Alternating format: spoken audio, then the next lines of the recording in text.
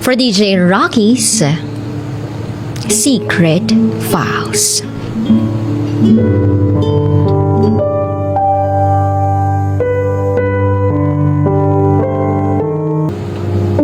Minsan may mga magkakakampi at minsan naman may mga magkakaaway. Ganun naman siguro talaga ang pamilya. May away, tampo, at galit na nauuwi minsan sa suntukan. Pero at the end of the day, pamilya pa rin kami. Kahit anong mangyari. Ang estado ng buhay namin, mahirap. Kami yung tipong tinahilang ng nanay ko yung mga sirang mga damit. Nilalagyan niya lang ng design para may magamit kaming pangsayaw sa eskwelahan. Tapos yung tsinelas namin, nakailang wire na. Pero go pa rin. Hanggat pwede pa. Naalala ko nga yung grade 2 ako. Mga 6 na buwan na siguro yung bunso namin noon. Nang biglang magkasakit. Sa bundok pa kami nakatira noon. Dinala siya sa sentro. Naiwan kami doon ng ate Mitch ko. Yung sinundan ko at yung dalawa kong kuya. Na mga nagbibinata. Siguro mga 16 at 18 sila noon. Tapos ang tagal-tagal ng nanay at tatay ko doon sa ospital. Wala kaming balita. Kasi nga nasa bundok kami.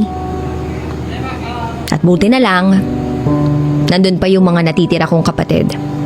Tinaguyod kami. Gumawa sila ng mga handicrafts made of bamboo. Nagsaka, nagkaingin, namasukan sa mga nagpapaloging sa amin. Kasi hindi pa ganun ka-stricto noon. And that was year 1994. Almost 6 months nawala ang nanay at tatay ko. Dahil nandoon sila sa panganay namin sa sentro. Doon pala sila tumira dahil nakakonfine ang bunso namin.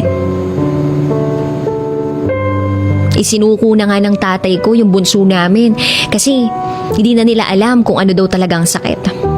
Naibenta nila ang lupa, kalabaw, aso, manok, halos lahat ng meron kami para may pambayad. Hanggang sa nakauwi na sila. Gumaling yung kapatid ko. Ewan ko kung maniniwala kayo pero sa tawas daw gumaling.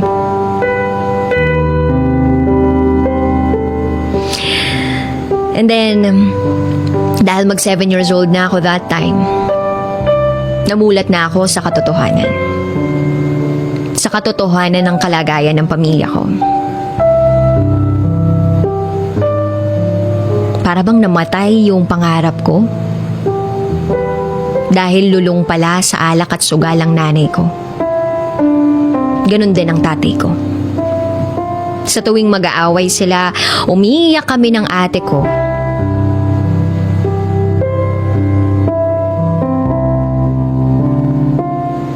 Kasi nagbubugbugan sila. Nagmumurahan sila.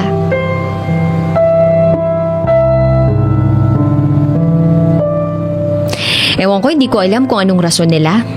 At laging ganun. Basta ang alam ko, magulo ang nanay at tatay ko. Masakit maging parte ng pamilya namin. Kaya yung mga iba kong kapatid, pinili na lang umalis sa amin. Lumipas ang panahon, nakitira kami sa bahay ng ate ko na nag-abroad. Kasama namin doon ang asawa niya. Hanggang sa dumating yung araw na pinalayas kami ng bayaw ko. Nung first year high school kasi ako, ang nanay ko tumatanggap ng padala ng ate ko nang hindi namin alam kung anong nangyayari. Tinatanggap niya yung padala ng ate ko pero biglang nauubos. Alam nyo, awang-awa rin ako talaga sa ate ko na nasa abroad nun. Pero nung magagawa ko, wala kaming lakas ng loob. Kaya ayun, pinalayas kami ng bayaw ko.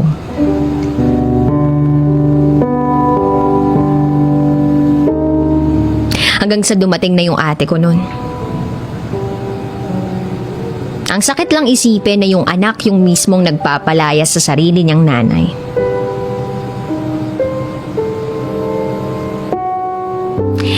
Kaya ayun, yung nanay ko, tumira sa kubo namin. Bumalik doon. Baka kulang lang sila sa aruga. Kaya nangarap uli ako. Pero malupit ang tadhana. Nagka-boyfriend ako that time. I was 19. Tapos ang gusto ng mga magulang ko magpakasal na ako. Pero ayaw ko. Kaya ang nangyari, pinalayas ako sa amin. Sabi ko, paano na yung mga pangarap ko kung mag-aasawa na ako? Hindi pa ako handa, Nay, Tay. Ayaw ko. Pero hindi sila nakinig. At habang bitbit ko yung bag ko palayo sa bahay namin, tinatalakan ako ng nanay ko na lasing. Sumusunod siya sa akin habang lahat ng kapitbahay nandoon sa kalsada. At ayun, para ba akong bidang-bida sa pagkakataong yun? Ang sakit, ang bigat, pero kailangan kong manindigan at tumayo. Lumuwas ako ng Maynila sa tulong ng mga kaibigan kong nasa Maynila rin.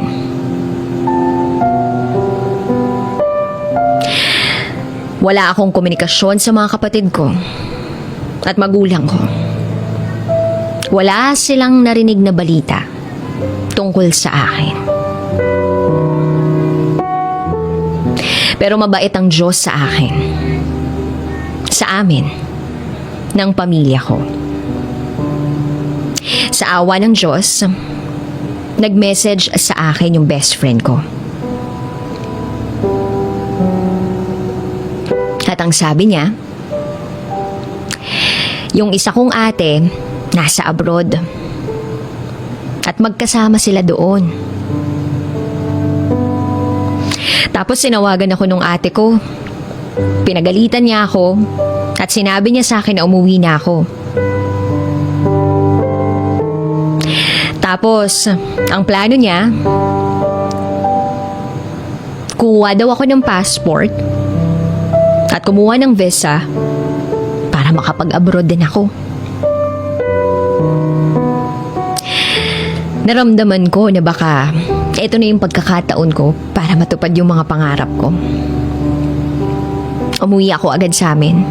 Nakausap ko ang tatay ko, humingi siya ng sorry sa akin. Umiyak ako at niyakap niya ako ng sobrang higpit. At doon first time kong nakipag-inuman sa tatay ko. Siya pa ang bumili ng iinumin namin. Naging masaya ako habang nasa bahay ako noon. Napansin ko rin na hindi masyadong umiinom ang tatay ko. Yun pala, ilang beses na siyang na mild stroke. Nakakalungkot. Pero nakaka-disappoint pa rin dahil yung nanay ko, ganun pa din. Minumura kami, umiinom pa rin, pero sanay na kami. Sanay na ako. Wala na akong magagawa eh. Hanggang sa dumating na yung visa ko. Nilakad ko lahat ng papeles. Tapos nakipag-bonding muna ako sa mga kapatid ko. Hanggang sa'yo na nga. Lumuwas ako ng Maynila. Hinatid na nila ako. Kaway-kaway, bye-bye. At tandang-tanda ko pa na kahit malabo yung salamin ng bus, yung mga itsura nila. Kitang-kita ko yung ngiti ng tatay ko, ng mga kuya ko, at nung iba ko pang mga kapatid na babae.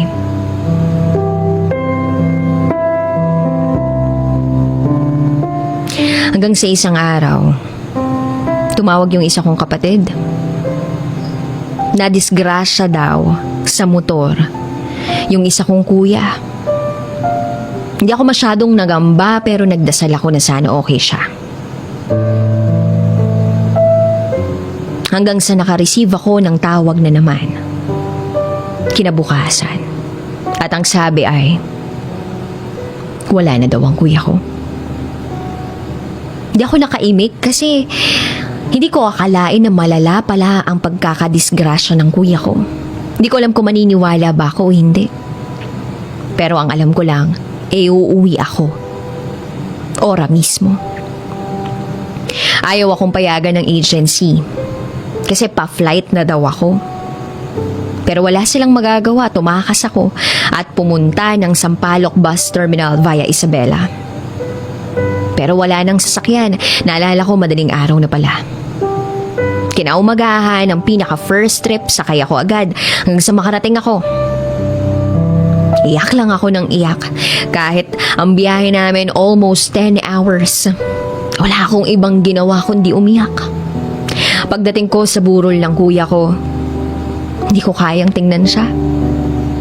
Yung anak niyang 3 years old ang sumalubong sa akin.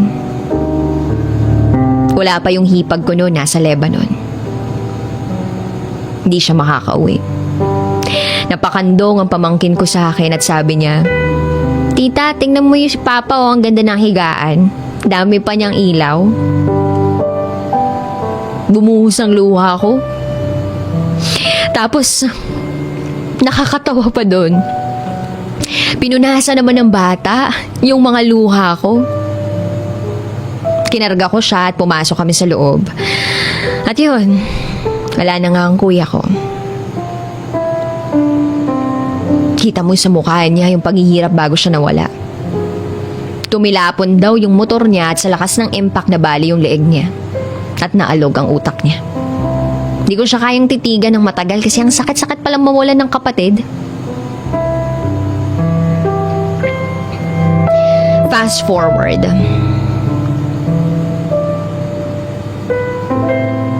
Nagpunta na ako ng Middle East.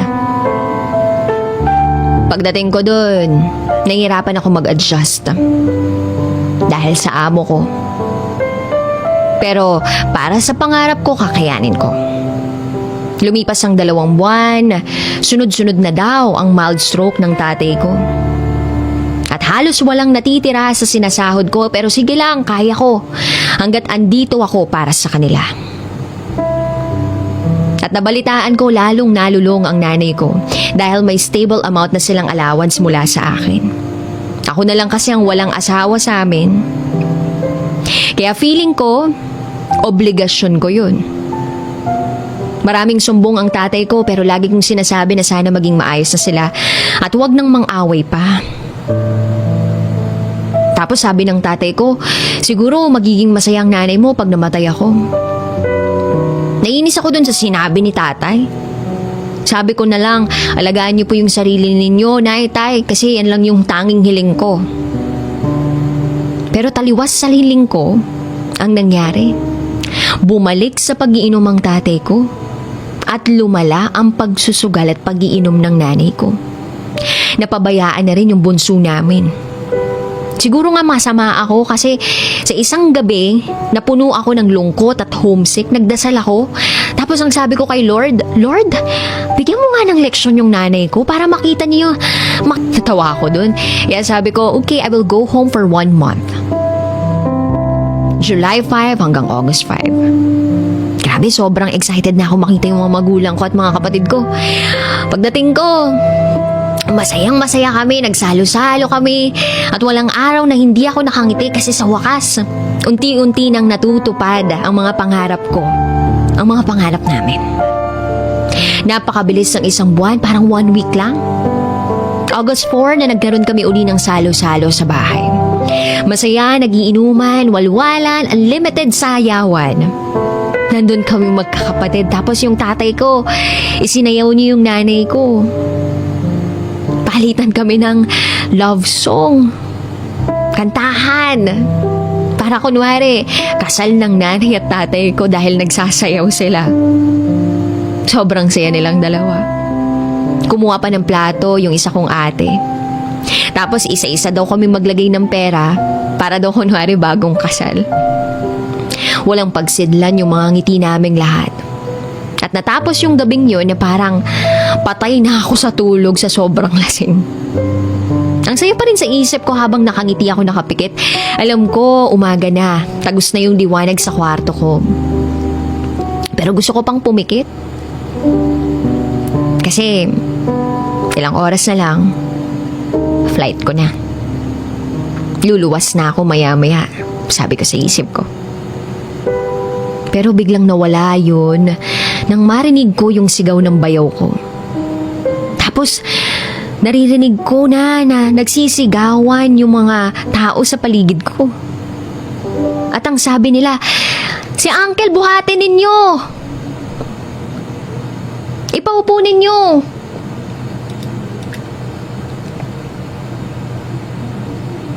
Marami pang iba ang narinig ako. Bumangon ako. At parang wala sa sarili na lumabas ng kwarto.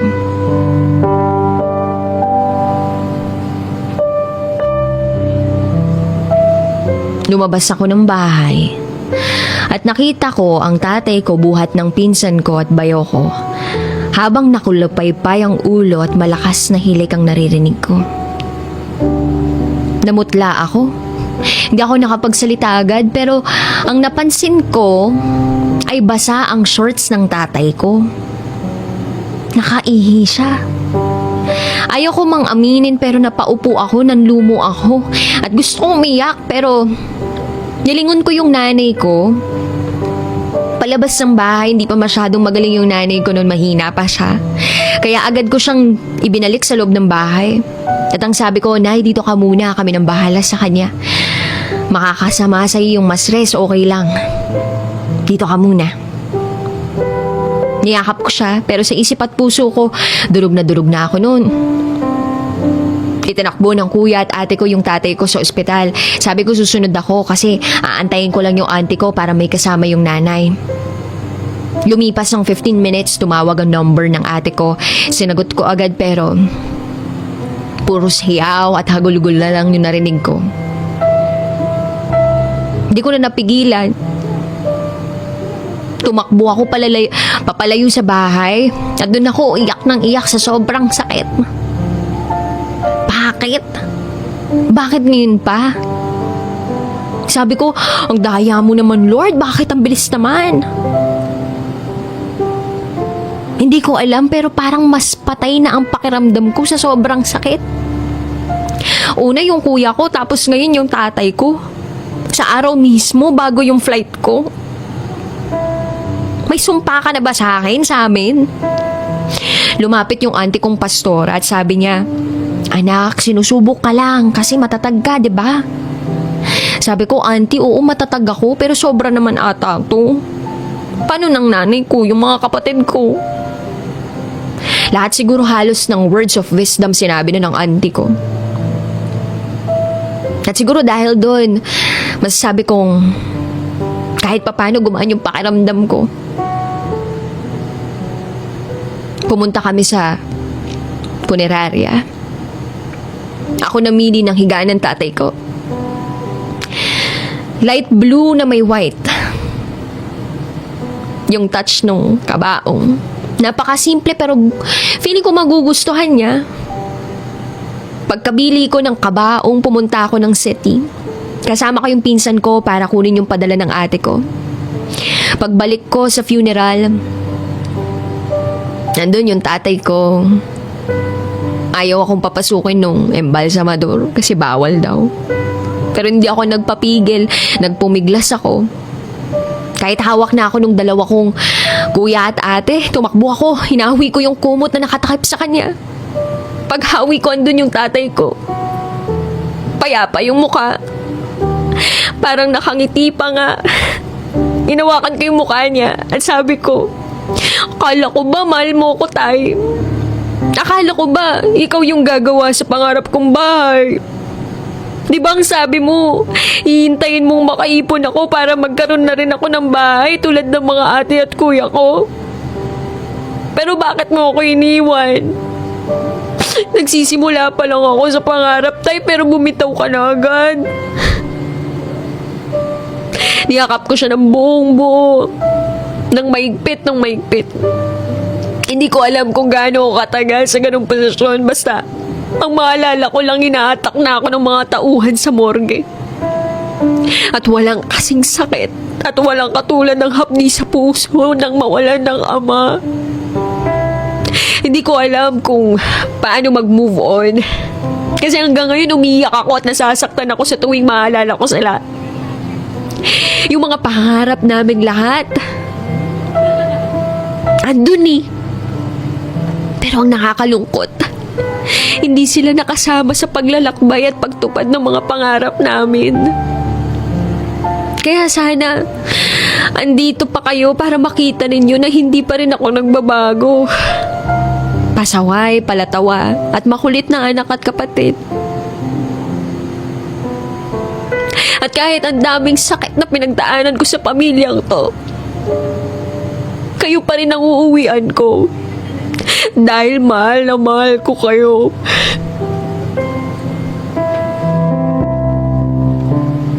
Ngayon, andito na kaming 5 magkakapatid sa Middle East.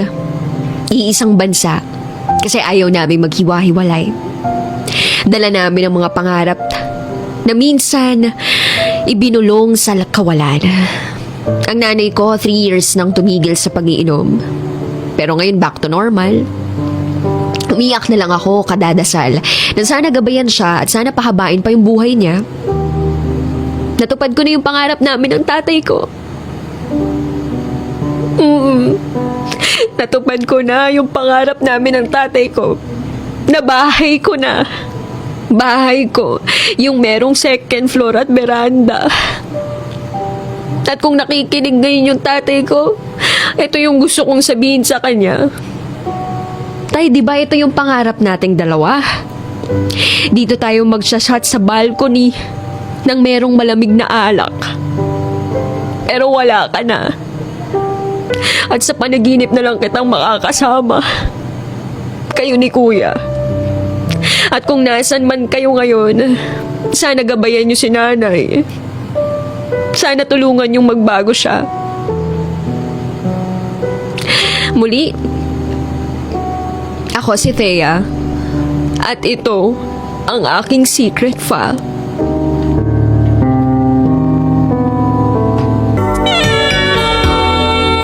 Sinubsob ko ang mukha ko sa ano niya. Nilabas ko ang makapangyarihang dila.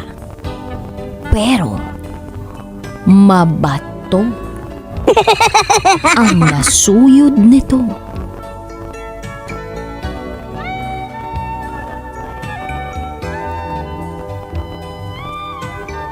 Hi DJ Rocky. Itago mo ko sa pangalang Leroy. At ito ang aking SPG. As in Super Backgammon Secret File.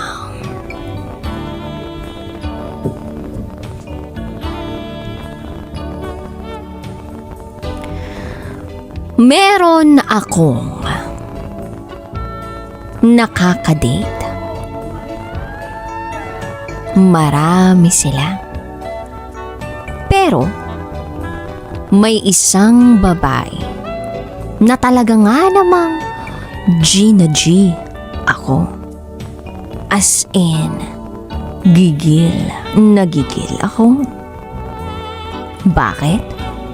Dahil sa angking niyang kagandahan. Sa totoo lang, DJ Rocky, sa lahat ng mga dinidate ko, siya ang pinakamaganda, pinakamakinis, at pinakamasarap kausap. At eto na nga ang nangyari, DJ Rocky. Dumating sa punto na gustong gusto ko na talaga siyang maangkin. 3 buwan na kaming nagdi-date pero wala pa ring bakbakan ng nagaganap, as in. Nakakalungkot at nakakababa ng pride. Dahil May tsura naman ako. Pogi naman daw ako.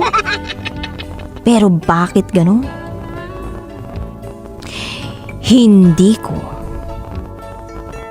mapapayag ang babaeng ito na itago natin sa pangalang Paki.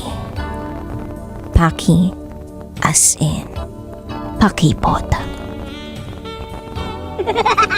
Pero isang araw, DJ Rocky, ang lakas ng ulan. Galing kami sa dinner date namin. Nang bigla na lang bumuhos ang malakas na ulan. Basang-basa kami pareho na pumasok ng sasakyan. Medyo malayo pa ang kanyang uuwian kaya tinanong ko siya. Paki, gusto mo ba na magpahinga muna? Akala ko hindi siya. At ipipilit na makauwi na siya. Pero hindi, DJ Rocky, dahil ang sagot niya ay, oo nga, lakas ng ulan, delikado pa kapag bumiyahe tayo ng malayo. Meron ba ditong matutuluyan? DJ Rocky, pagkarinig ko nun, parang tumayo agad.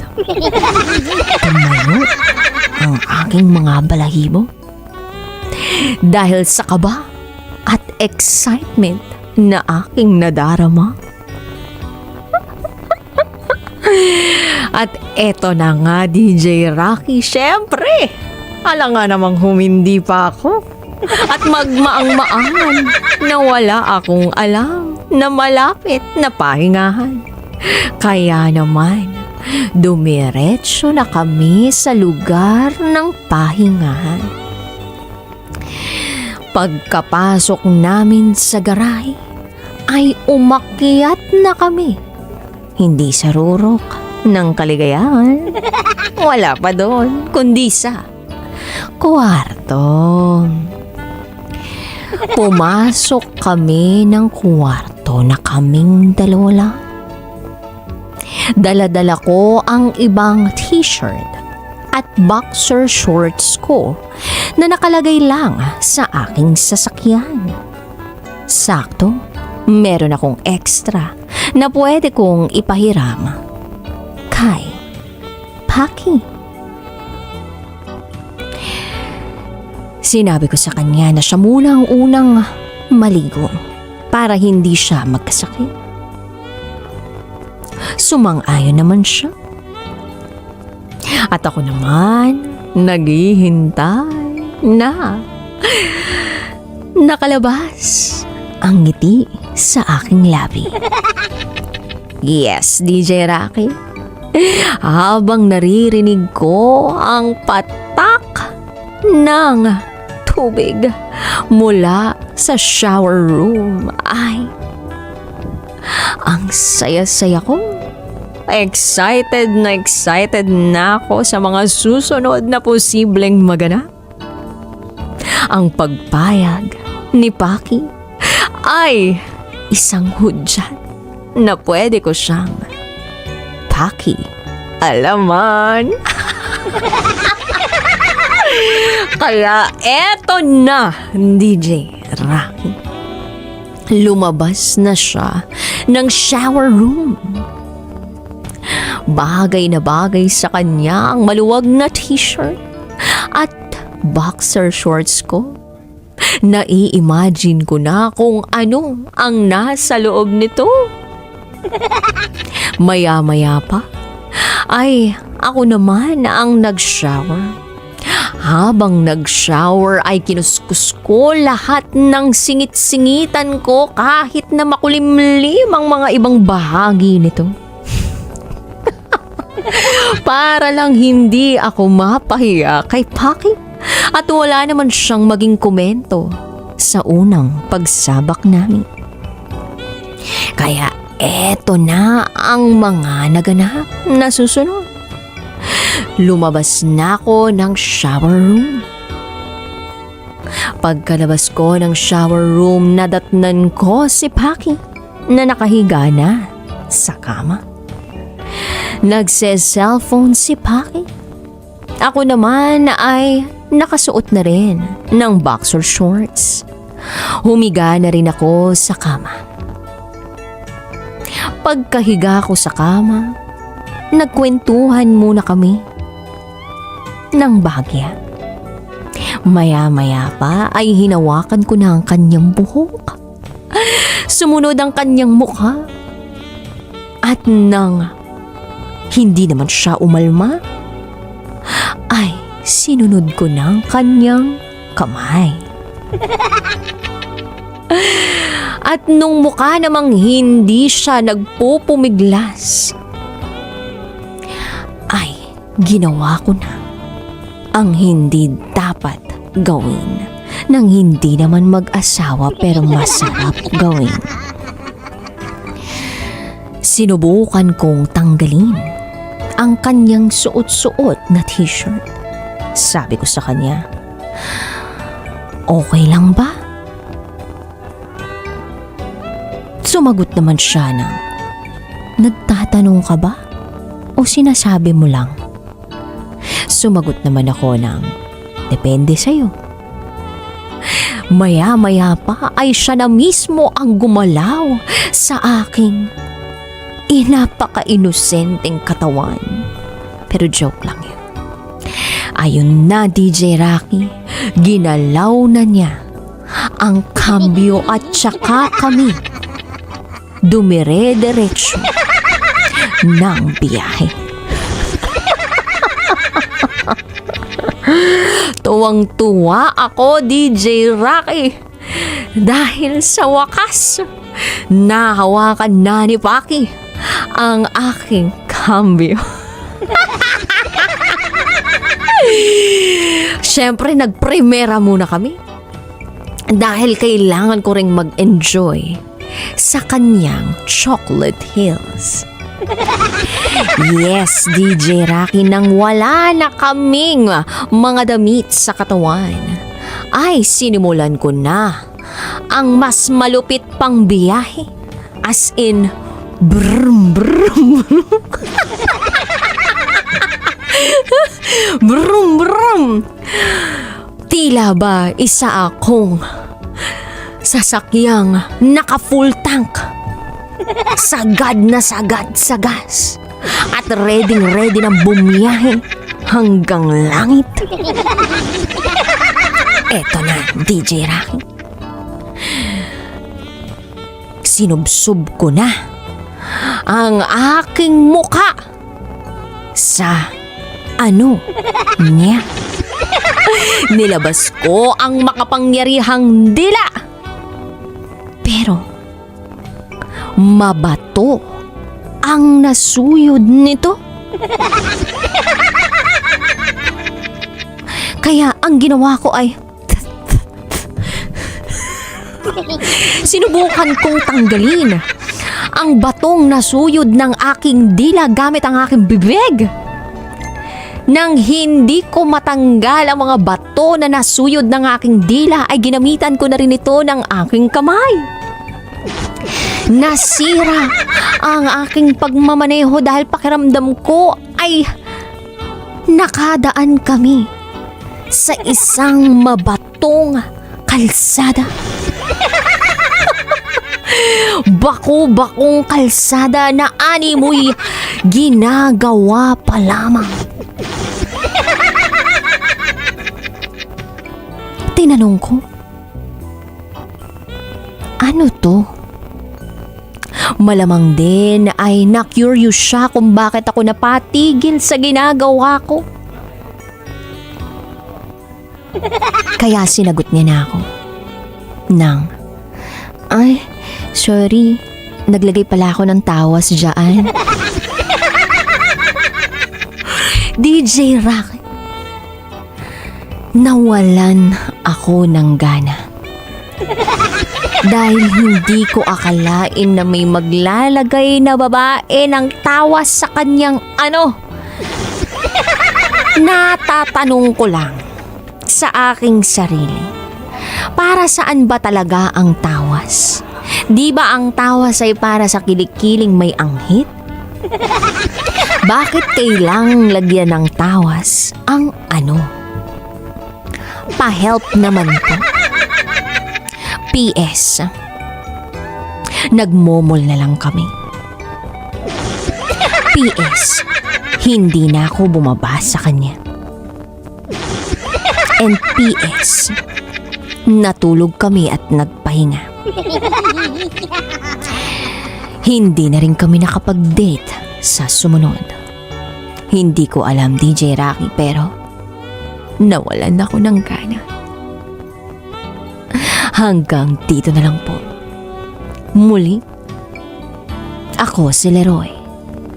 At ito, ang aking SPG as in Super Baconator Secret File.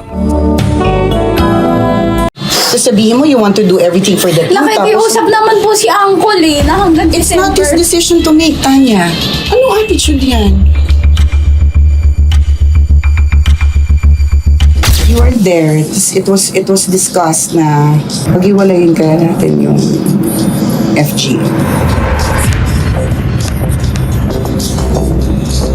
So yung details nun, pagbalik niya. But, ang sure thing is, magkakaroon ng separation to fill in the slots. We're leaning towards putting you in better slot. Okay. 69.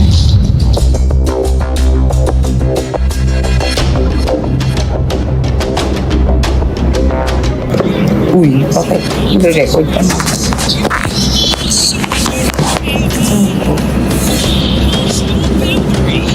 Serious tayo eh. Yun, pero like any other trial, this is something that we hope na we can overcome as well.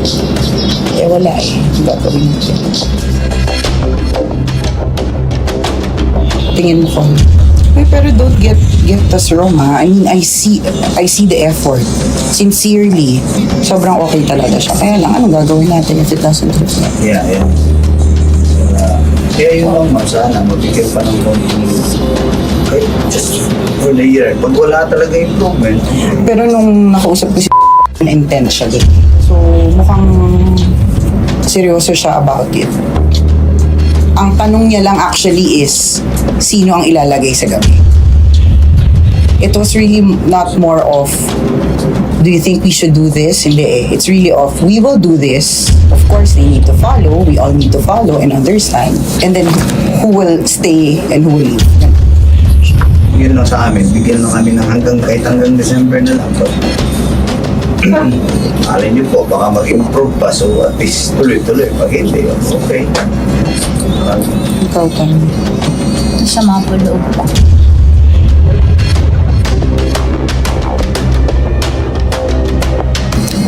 Adlib mo na po kami. Taputan mo kami sa'yo. Sige. Pasensya na po.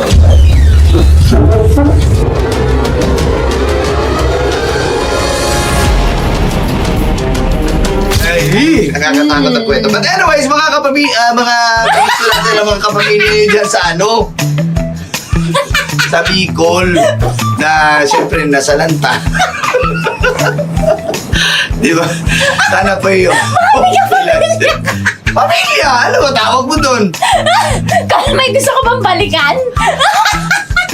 That is the show number 1. Ito mo ang 90.7 Love Radio.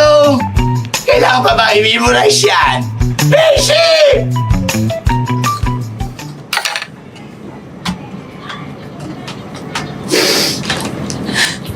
Sabihin ko kay Ma'am Nicole, resign na lang ako. Ay!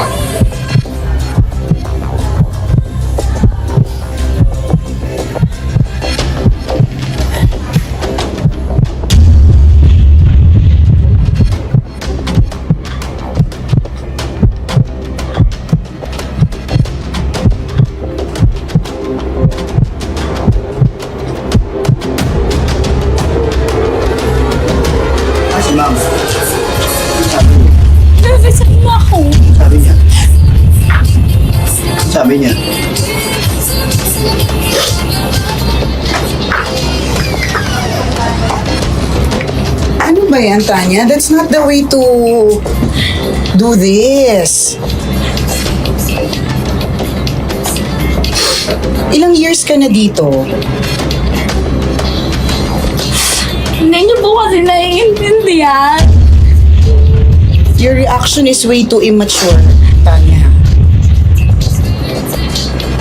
Ganon, pag sinabihan, mag-change ng time slot, automatic magre-resign agad, ganon? Eh di paano, how can I say that you're a team player kung ganon? Sasabihin mo, you want to do everything for the team. Nakikiusap naman po si Uncle na hanggang It's December. not his decision to make, Tanya. Kaya nga po magre-resign na po ako. Do you think that sa resignation mo na yan, it will actually help the team and help you? Kaya niyo na po yan. Anong attitude yan? Hindi niyo po iniisip yung nararamdaman na. No, hindi mo rin iniisip yung nararamdaman ng team. Ayoko mag-compare ha, but you know, almost 2 years compared to 20 years namin ni Chris. Tapos we still continue. Tapos ikaw, gusto mo mag-resign? Kayo po yun. Hindi naman kami yun eh. Hindi naman. Wala. Ayoko na po.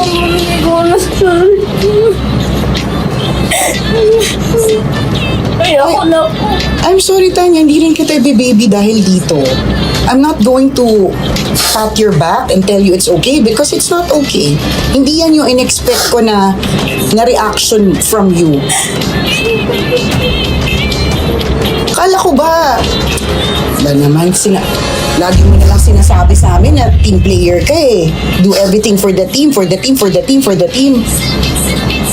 Tapos yung onset ng challenge, resign?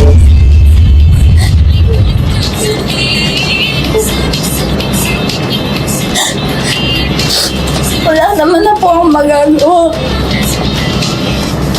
Ano ba to? Ano Wala po? pa naman eh. Bakit mo change ko yung mind mo sa'yo? Yung ko na kung sinabi ko naman sa'yo yun eh. Pag hindi na tayo tandem, hindi ko na alam.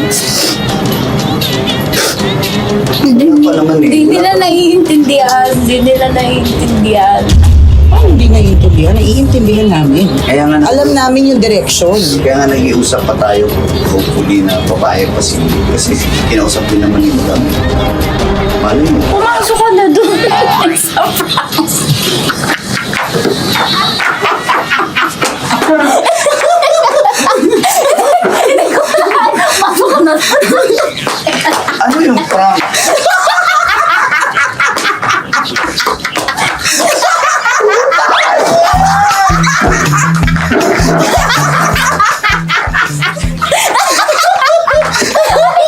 Sana ako mag-iwag. Ano ba yung totoo dito? Hindi to totoo. Chika lang. Pasok ka na doon. Hindi ko alam. Ang hirap naman magkamasungit. Hindi ka naman talaga masungit. Mama ni ko. Nagulat naman kayo na. Sabi ko, maging rude kay Mama Nicole, hindi ko kaya. Happy birthday! Sorry! Naisip ko na, kailangan talaga namin mag-lunch mamaya. Ano ba, sabihin ko sa asawa ko, uy, lalo na.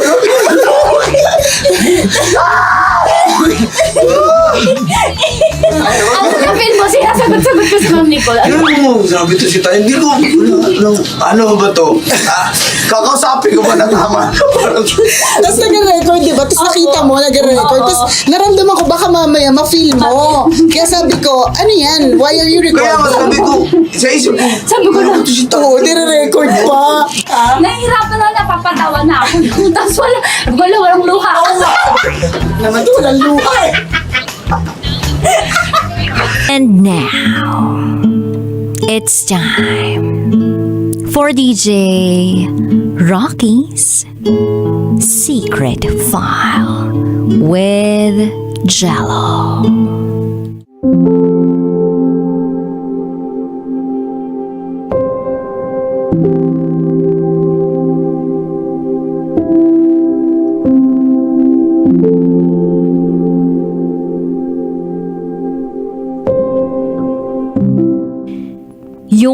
perang ibinibigay ko sa boyfriend ko ay ibinabayad niya pala sa lalaki for sex.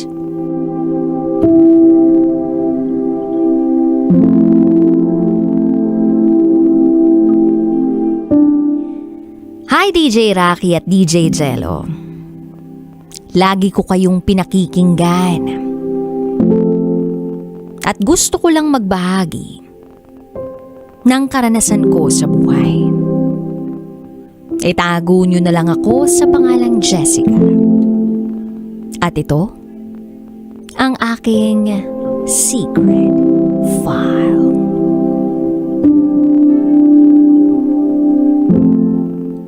Noong 2019, nagsimulang magulo ang buhay ko. Kasal ako at 6 na taon na kaming ng partner ko noon. Meron kaming problema. Napakabastos niya sa mga magulang ko.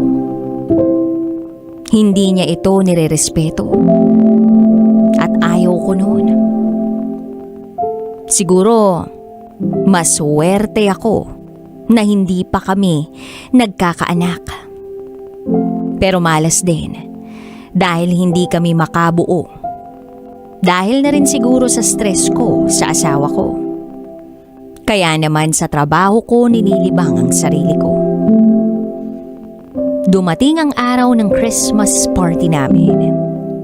Inilibot ko ang paningin ko.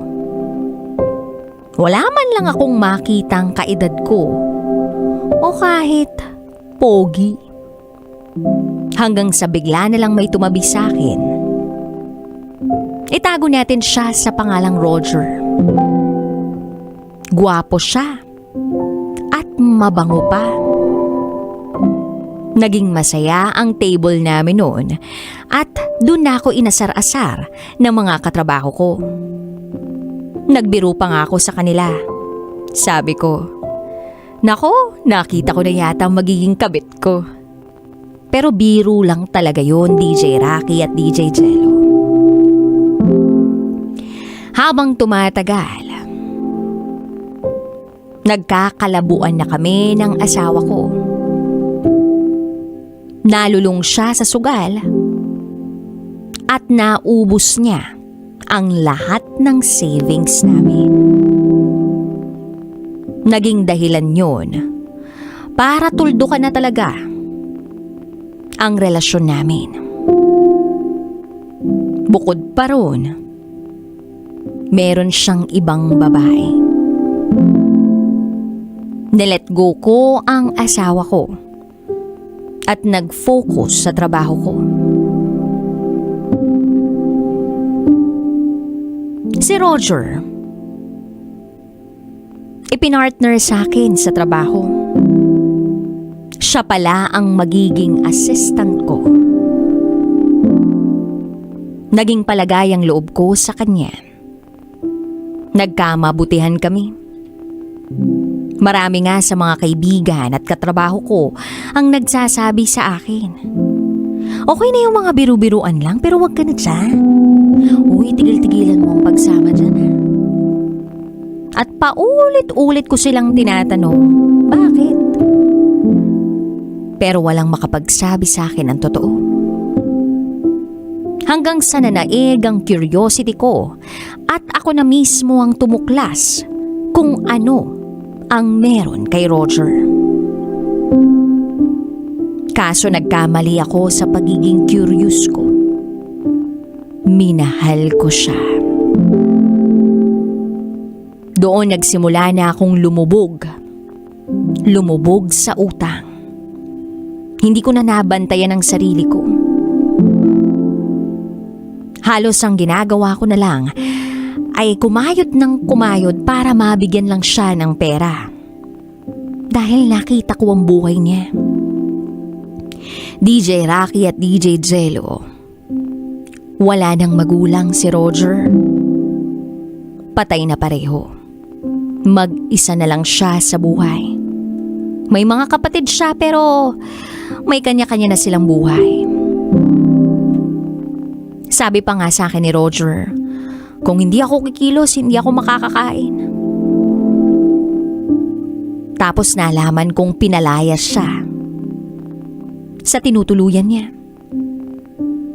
Ako ang naging katuwang niya sa lahat. Ako ang sumalo sa kanya. Kumuha kami ng inuupahang bahay. Ako ang nagpresentang magbayad ng rent. May internet pa. At sa totoo lang, pakiramdam ko, parang nagiging sugar mommy niya ako.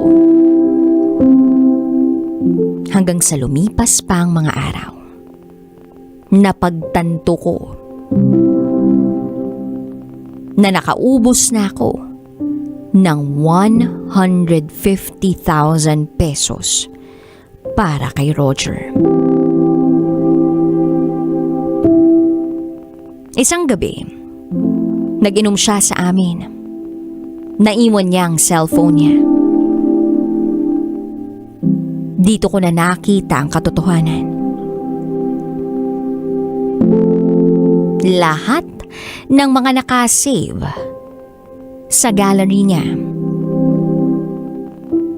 ay puro larawan ng lalaki. Sa 2 taon naming magkasama, never kaming naghalikan o nag-sex.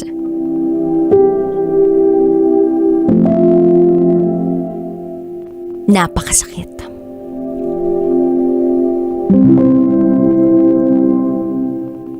Sa pagkakataong yun,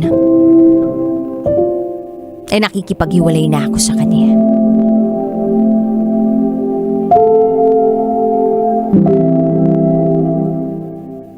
Ilang linggo ang lumipas. Tuluyan nang naghiwalay kami. Pero kahit anong pigil ko sa damdamin ko,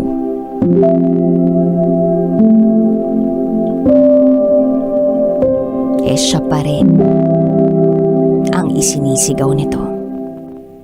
Mahal ko pa rin siya. At handa akong bigyan siya ng isa pang pagkakataon.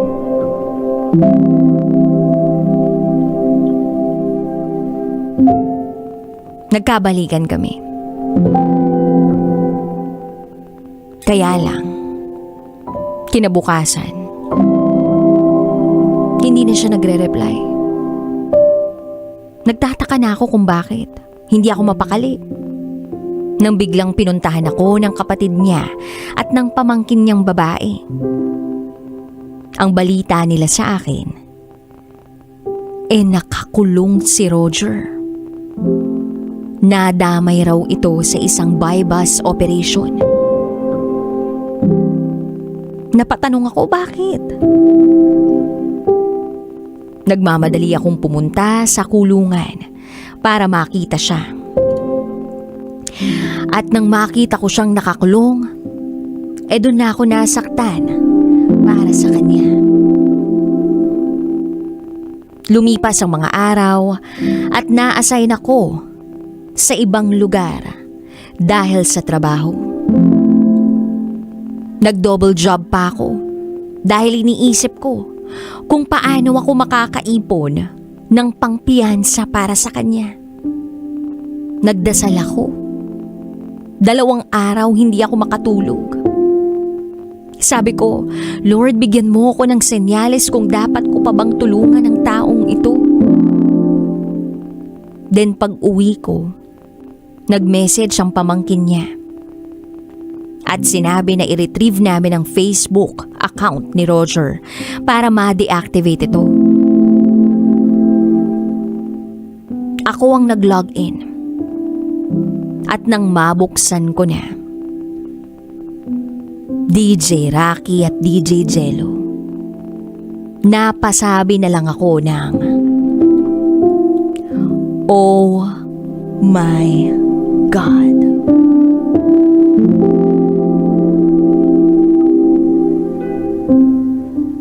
DJ Rocky at DJ Jello, nalaman ko na yung mga perang ibinibigay ko kay Roger ay ginagamit pala niya para magbayad sa mga lalaki kapalit ng sex. Sobrang dami kong mensaheng nabasa, to the point na halos lumubog ako sa kinauupuan ko. Akala ko doon na matatapos ang lahat. Kinabukasan, pinuntahan ko siya sa kulungan. Sinabi kong alam ko na ang lahat. Humingi siya ng tawad sa akin. Handa raw siyang magbago para sa akin. Nahabag naman ako sa kanya. At ayoko na rin dagdagan pa ang stress niya. Dahil alam kong mahirap ang nasa loob ng kulungan. Sa katunayan, araw-araw ay dinadalhan ko pa rin siya ng pagkain at pera. Na para bang ipinapakita ko na hindi ako nasaktan sa mga nalaman ko.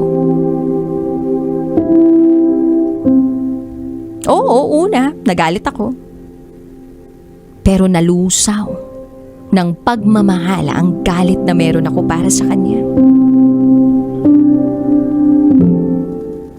And since nasa akin na ang cellphone niya, naisip kong tingnan ang mga iba pang nakasave rito. May nakita ako. Nasa hidden folder. Mga video.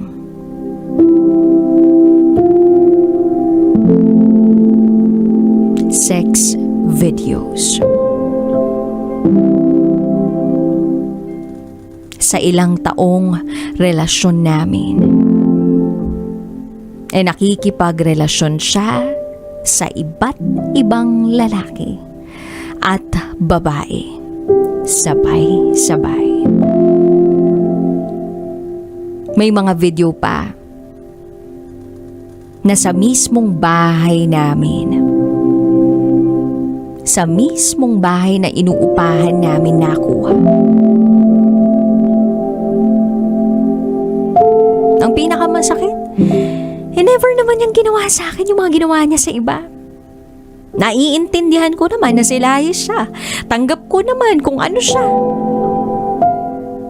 Pero hindi ko akalain na kaya niyang gawin yun sa iba habang pinapaniwala niya ako na matino at seryoso siyang lalaki. Sa totoo lang, DJ Rocky at DJ Jello, akala ko siya na yung makakasama ko sa buhay. Kasi lahat ibinibigay ko naman sa kanya eh. At ipinaparamdam niya sa akin na kung wala ako, wala siya. Na sa akin siya umaasa. At sa pagkakataong ito, parang hindi ko na kayang tuparin ang pagtulong sa kanya. Kasi wala naman akong ginawang mali, kundi maging mabuting tao at girlfriend sa kanya. Lahat na ibigay ko ni. At sa dulo, ako pa rin ang nasaktan. Sabi pa niya sa akin, "Baby, sama ako sa iyo sa paglabas ko ha. Magsisimula tayo uli."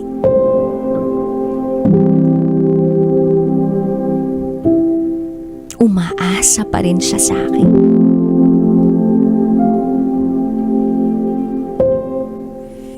Sa ngayon, pakiramdam ko wala ako sa tamang pag-iisip para magdesisyon. Ang naiisip ko lang ay kung worth it pa ba ang pagpupuyat ko, ang pagpapagod ko, ang pagmamahal ko para sa isang taong napakaraming kasalanan na sa akin. Hindi ko siya kayang pabayaan sa loob ng kulungan. Naroroon pa rin ang awa. At sa pagkakataong ito, pinipili ko muna na hindi mo na siya makita at mag-focus ako sa pagtatrabaho. Kaya lang hindi pa rin ako mapalagay. Naiisip ko kung kumusta siya. Ano na kayang lagay niya doon? Nakakain ba siya? Nakakatulog ba siya? Mga ganon. Ewan ko, mababaliw na yata ako, DJ Rocky at DJ Jello. Salamat na lang dahil sa paraang ito, kahit papano ay gumagaan ang loob ko. Hanggang dito na lang po muna. Muli, ako si Jessica. At ito, ang aking Secret File.